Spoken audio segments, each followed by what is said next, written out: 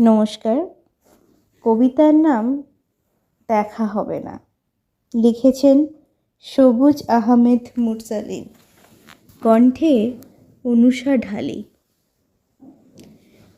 মানুষ আমাকে প্রায় সময় জিজ্ঞেস করে কোন দুঃখটা আমাকে সবচেয়ে বেশি পোড়ায়।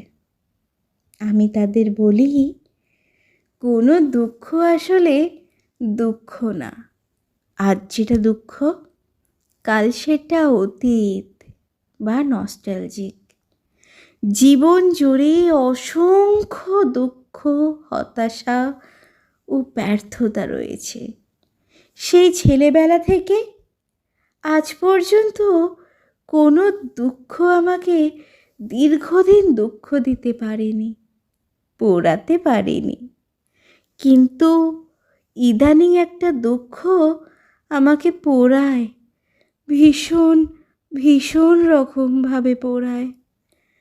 তীব্র একটা কম্পন শরীর জুড়ে বয়ে যায়, গলা ভারী হয়ে ওঠে, নিঃশ্বাস গাঢ় হয়, হাঁসফাঁস লাগে, চোখ ক্রমশ ভিজে হয়ে ওঠে।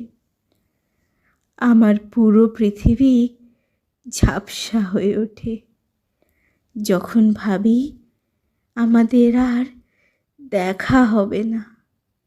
পৃথিবীর হাজারো মানুষ তোমাকে দেখবে, কিন্তু আমি আর কখনো দেখতে পাবো না। ধন্যবাদ।